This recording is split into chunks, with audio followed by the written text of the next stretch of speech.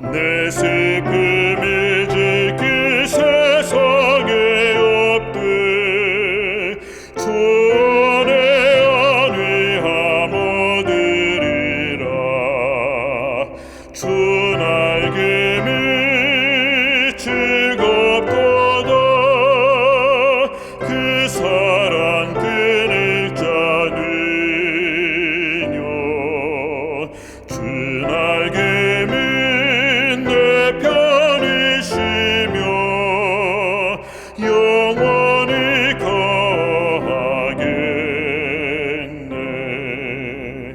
주 날개미 귀한 희락이 있네. 생전에 걱정다 지나도록 그곳에 숨어 돌보심을 받고 주 안에 거하여 쉬리로다. 주 날개미 즐겁도다. 그 사랑 끊을 자는요. 주 날개미 내 편이시며 영원히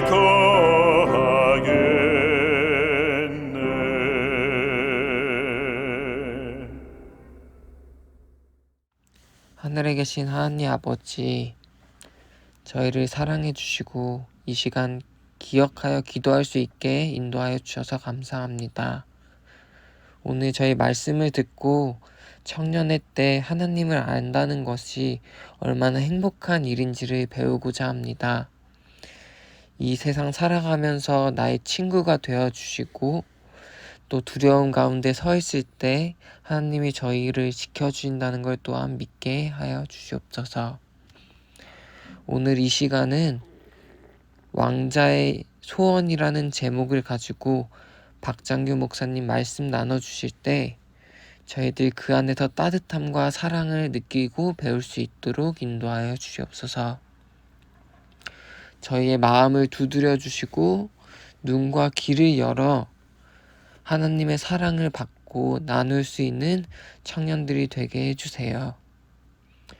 오늘 이 시간 하나님이 저희와 항상 함께 하신다는 걸 믿고 바라며 예수님의 이름으로 간절히 기도드립니다.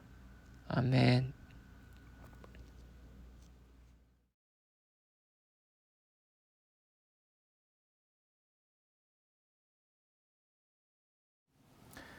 안녕하십니까? 여러분은 인생 대역전을 꿈꿔본 적 있으십니까? 로또에 당첨되거나 드라마 주인공처럼 알고 보니 내가 엄청난 유산을 물려받을 상속자라는 것을 알게 되는 그런 인생 말입니다. 여기 한 여대생이 있었습니다. 아버지는 아프시고 설상가상으로 가정 형편도 어려워져 이 친구는 학비는 물론 식비를 감당하기도 어려웠습니다. 없는 형편 가운데서 3년 동안 암에 걸리신 아버지를 치료했기 때문에 남은 것은 빚뿐이었습니다. 이러한 노력에도 불구하고 아버지는 돌아가셨고 이 가정에 남은 것은 가난과 슬픔뿐이었습니다. 결국 학비를 더 낼 수 없어 자퇴를 결심하게 됐죠. 그리고 생계 전선에 뛰어들었습니다. 이렇게 인생의 모든 목표와 의욕이 사라진 어느 날, 참 놀라운 소식이 전해집니다. 한 번도 본 적 없는 할머니가 자신에게 유산을 남겼다는 것입니다. 알고 보니 아버지는 엄청난 재벌 2세였지만 결혼 문제로 할머니와 싸우게 되어 집을 나왔던 것이었죠. 최근 할머니가 수소문을 해서 아들을 찾았으나 아들이 죽었다는 소식을 들었고 멀리서 손녀를 지켜보고 있었던 것이었습니다. 시간이 흘러 할머니 또한 병세가 악화되었고 자신의 유언장에 전 재산을 손녀에게 유산으로 남기기로 결심한 것입니다. 할머니가 남겨준 재산은 무려 1조 1,360억 원에 달하며 부동산까지 합하면 훨씬 큰 금액이었다고 합니다. 이 대학생은 하루아침에 1조 원이 넘는 자산가가 되어 전 세계 언론의 주목을 받았고 다양한 방면에서 자선 활동가로 활동 중입니다. 저는 오늘 여러분께 인생 대역전의 경험을 했던 또 다른 한 사람의 이야기를 해드리려고 합니다. 이 사람에 대해 사무엘상 13장은 다음과 같이 기록합니다. 사울이 왕이 될 때에 40세라. 그가 이스라엘을 다스린 지 2년에 이스라엘 사람 3,000명을 택하여 그 중에서 2,000명은 자기와 함께 믹마스와 베델산에 있게 하고 1,000명은 요나단과 함께 베냐민 기브아에 있게 하고 남은 백성은 각기 장막으로 보내니라. 이스라엘의 초대왕 사울이 왕이 된 지 2년에 있었던 전쟁에서 처음 등장한 이 요나단. 요나단은 방금 들려드린 이야기의 여대생처럼 하루아침에 인생 대역전을 통해 왕자가 됩니다. 그런데 이 사람 싸움도 참 잘했습니다.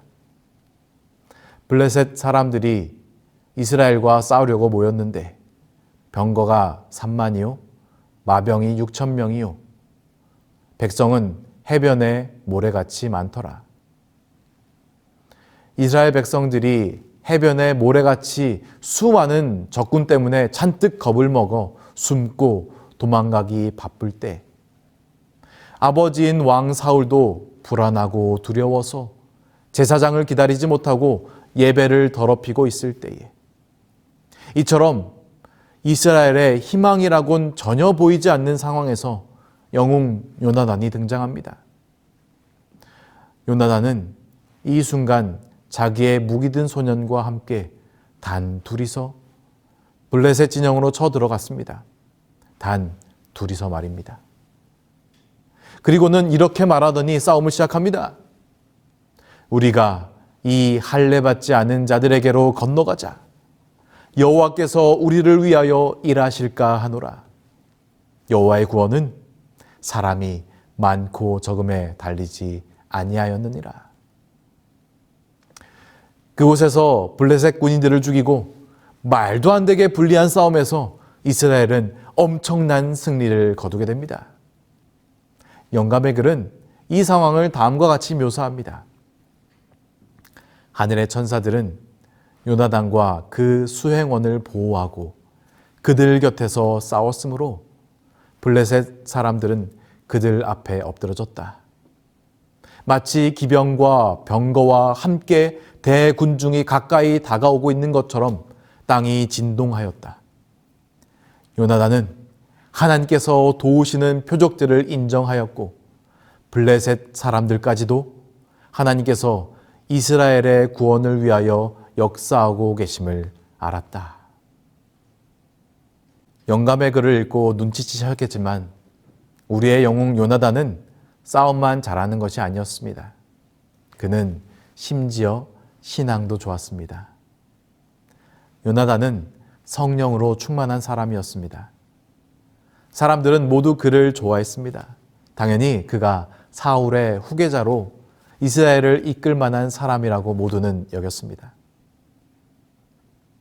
아버지가 기름 부음을 받은 이후로 요나단은 그의 꿈을 이스라엘 왕이 되는 것으로 정하였습니다. 하나님의 나라를 그분의 마음에 맞게 다스리겠다는 사명은 그에게 너무나도 귀한 꿈이었습니다. 그에게는 그것이 가장 큰 사명이자 하나님의 크신 부르심이었습니다. 그에게는 또한 좋은 친구도 있었습니다. 다윗 말이죠. 다윗도 요나단만큼이나 용감한 하나님의 사람이었습니다. 골리앗을 물리치고 사울 앞에 선 다윗, 그를 본 요나단의 마음에는 사랑이 가득 차올랐습니다. 다윗이 사울에게 말하기를 마침에 요나단의 마음이 다윗의 마음과 하나가 되어 요나단이 그를 자기 생명같이 사랑하니라. 외로운 궁전에서 함께 신앙을 해나갈 사람이 없어 외로웠던 요나단에게 너무 좋은 신앙의 동지가 찾아온 것입니다.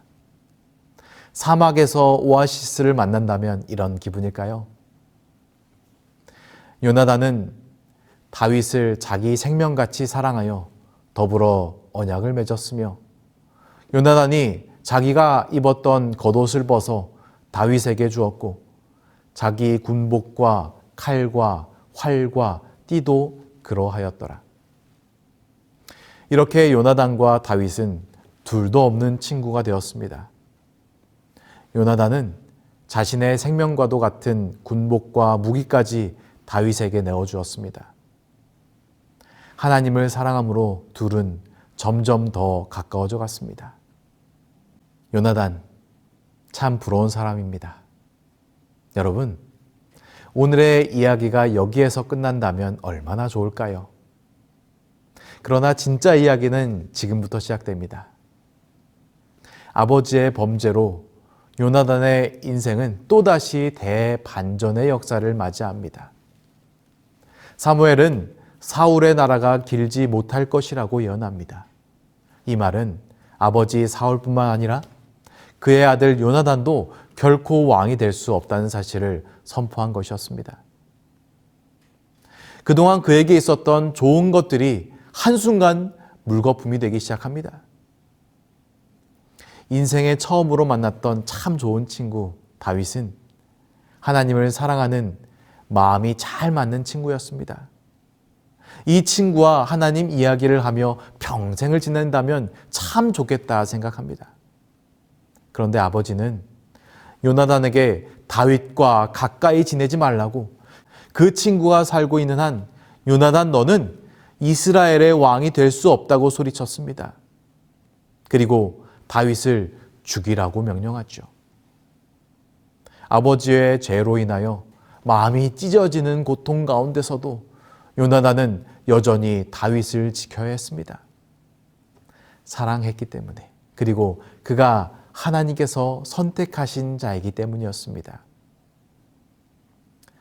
요나단은 신앙과 기도의 사람이었기 때문에 무엇이 하나님의 뜻인지 명확히 알고 있었습니다. 다윗이 하나님의 선택을 받은 자라는 사실은 분명한 하나님의 명령이었기 때문입니다. 그렇게 성경의 무대는 요나단에서 다윗의 이야기로 주연을 점점 바꾸고 있었습니다. 요나단은 조연으로 물러갈 때가 되었다는 사실을 알게 되었습니다. 아니, 조연이 아니라 엑스트라가 될지도 모릅니다. 이름도 없이 빛도 없이 그렇게 사라질 때가 되었다는 것을 깨달은 것이죠. 그리고 결심합니다. 다윗을 주연으로 등장시키고 조용히 사라지기로 말입니다. 그는 그렇게 하나님께서 택하신 자를 생명같이 사랑하고 목숨 다해 지켜냅니다. 교육 157페이지는 이런 요나단의 태도를 다음과 같이 이야기합니다. 세자로 태어난 요나단은 하나님의 뜻에 의해 자기가 제쳐진 바 된 것을 알고는 경쟁자에게 친구로서 가장 친절하게 충실한 태도를 보였다. 왕위도 잃고 친구도 잃을 위기를 맞았던 요나단. 그는 신앙의 리더를 잃게 됩니다. 얼마 지 않아 사무엘이 죽었습니다. 하나님의 임재는 이제 더 이상 아버지에게 계시지 않는 것 같이 느껴집니다. 요나단의 삶도 쉽지 않을 것이 분명합니다. 하지만 그는 자신의 목숨보다는 하나님께서 선택하신 자 다윗을 기회가 닿는 한 지켜내기로 결심했습니다. 그리고 할 수만 있다면 우리 아버지도 지켜주시기를 간절히 기도드렸습니다. 그런 그의 삶은 어떻게 되었을까요? 그의 삶을 화이트 부인은 다음과 같이 묘사합니다. 자신의 생명이 위태로움에도 불구하고 그는 다윗의 생명을 보호하였고 자기 아버지의 세력이 쇠하여 가는 음울한 시기 내내 그 아버지 곁을 떠나지 아니하다가 결국 그 옆에서 죽었다. 사울과 요나단을 포함한 그의 아들들이 전쟁에서 사망했습니다. 이제 차기 왕위에 오르는 사람은 다윗이었고 다윗을 미워하고 죽이려 했던 사울의 가족은 급히 도망하게 됩니다. 다윗은 그럴 마음이 없었지만 보통은 왕권이 바뀌면 이전 왕권 세력은 죽임을 당하기 때문에 사울의 죽음 소식을 듣자마자 도망을 선택하게 된 것입니다.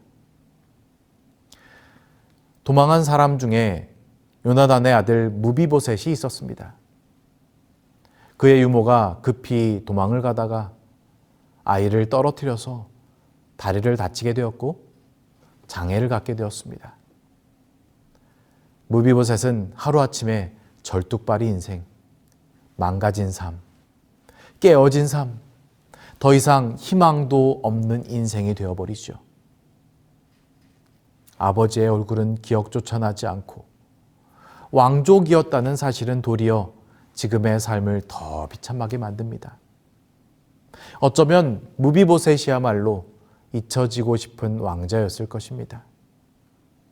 그저 평범한 인생을 사는 일반인이었다면 다리라도 온전하지 않았을까요?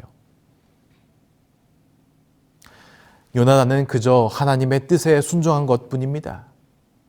그러나 그 결과가 이렇게 끝난다면 그의 삶은 아무런 보상도 없고 가족은 억울하게 도망자 신세가 되어 살 수밖에 없다면 그것이 하나님의 뜻에 순종한 결과라면 이거 너무 억울하지 않습니까? 잊혀진 왕자 요나단의 소원은 이렇게 사라져버리는 것일까요? 그때 그렇게 비참하고 고통스러운 삶 속에서 그에게 초청장이 날아옵니다.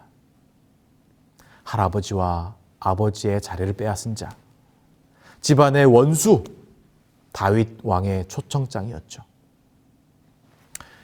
드디어 대를 끊겠다는 계획을 세운 것일까?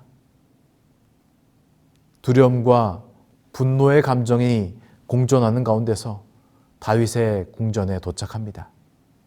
그리고 그곳에서 요나단의 아들 무비보셋이 뜻밖의 감정을 느낍니다. 그것은 생각도 나지 않던 아버지의 따뜻함이었습니다.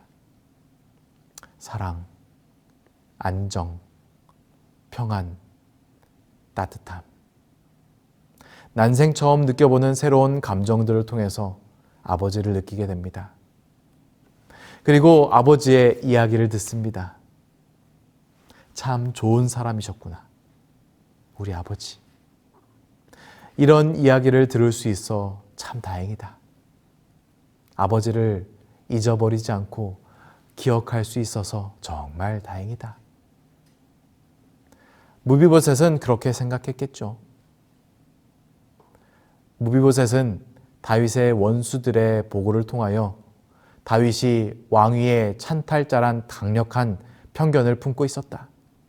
그러나 왕이 그를 관대하고 정중하게 영접해주고 끊임없이 친절을 베풀어 주자 이 젊은이의 마음은 감동을 받아 그는 다윗을 아버지 요나단처럼 열렬히 사랑하게 되어 자기의 이해관계가 하나님께서 택하신 왕의 이해관계와 하나임을 느꼈다. 제게는 참 사랑하는 아버지가 계셨습니다.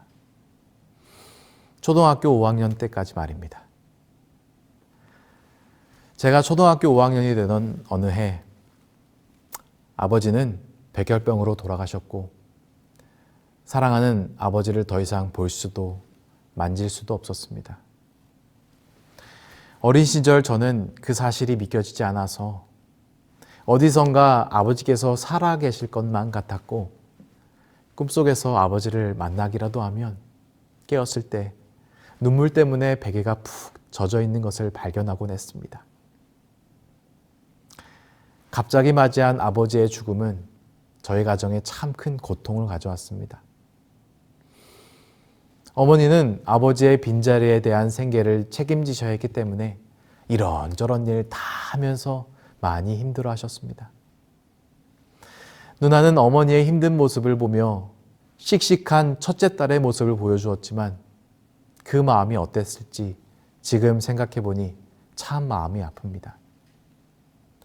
저는 생계를 위해 일을 하신 어머니의 부재와 한없는 사랑을 주셨던 아버지의 부재로 나름대로 또 고통의 시간을 보냈습니다. 그렇게 참 오랜 시간이 지났습니다. 아버지 없이 살아온 저희 가정은 하나님의 인도하심 덕에 각자의 자리에서 신앙을 지키며 누나와 저는 각자 행복한 가정을 꾸렸습니다. 어머니도 안정적인 삶을 회복하셨고요.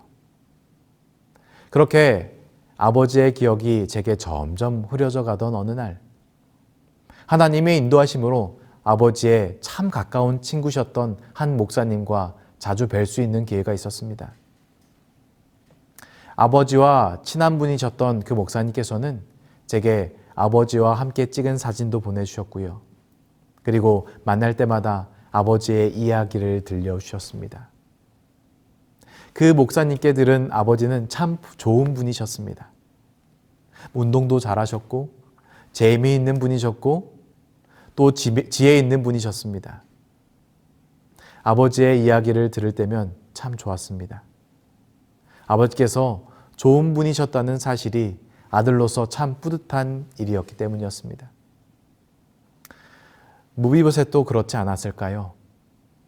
평범한 인생을 살다 돌아가신 아버지의 삶도 제게 이렇게 큰 감동을 주는데 한때 한 나라의 영웅이자 왕자였던 아버지의 이야기를 듣는 무비보셋의 마음은 얼마나 더 기뻤을까 상상해 봅니다.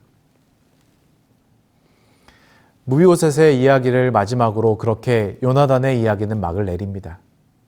그리고 그의 잊혀진 왕자의 인생처럼 그의 이름도 세상에서 지워져 갔습니다. 이제 사람들은 구약하면 다윗, 모세, 다니엘 이런 빛나는 이름을 떠올립니다. 사명을 찾으며 살아가다가 소리 없이 사라진 왕자, 그 요나단.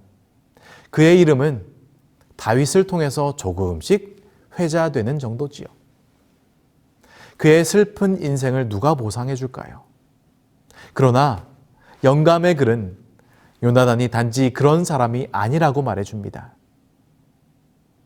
자기 희생을 통하여 그리스도의 고난에 동참한 사람들의 기록에 두 사람, 구약의 한 사람, 신약의 한 사람의 이름, 곧 요나단과 침례 요한의 이름이 있다.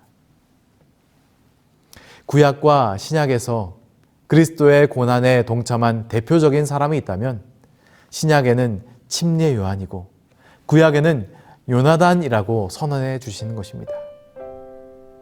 하늘에서 가장 예수님을 닮은 삶을 살다가 죽은 자의 이름은 요나단이었다는 사실을 영감의 글은 기록하고 있습니다. 화이트보이는 이어서 다음과 같이 기록하고 있습니다. 요나단의 이름은 하늘에 소중히 간직되어 있으며 그의 이름은 이 땅에서 이타적인 사랑의 존재와 힘에 대한 증인으로 서 있다. 이 땅에서 잊혀진 이름, 아무에게도 중요시되지 않는 이름, 아니 도리어 잊혀지기를 위해 기도하고 소원하고 그것을 사명으로 받아들였던 요나단의 삶. 그러나 그런 그의 삶은 하늘에서 가장 주목하는 삶이었으며 가장 예수님을 닮은 삶이었습니다. 요나단이라는 그의 이름은 여호와께서 주셨다라는 뜻입니다.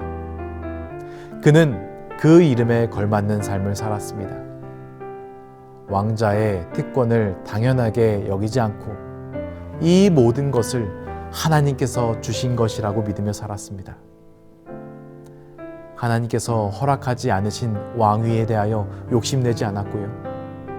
하나님이 기름 부으신 다윗을 끝까지 사랑하며 친구의 도리를 다했습니다. 오늘 여러분의 삶은 어떠십니까? 내리막길을 향해 한없이 곤두박질치는 그런 삶이 여러분의 인생입니까? 그렇다면 그 가운데 계신 하나님을 만나보세요. 잊혀지는 중이십니까? 그 가운데 주신 사명을 찾아보세요. 그리고 이 시대에 가장 예수님 닮은 사람이었다는 칭찬을 받아보시기 바랍니다. 잊혀진 왕자 요나단처럼, 그리고 그의 기도처럼 말입니다. 말씀을 마치겠습니다.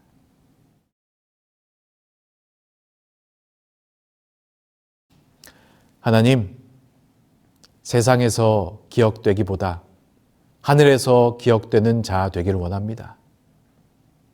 이 세상에서 잊혀지는 모든 과정을 통해서 하늘과 그리고 하나님과 더욱 가까워질 수 있도록 도와주세요. 예수님 이름으로 기도합니다. 아멘.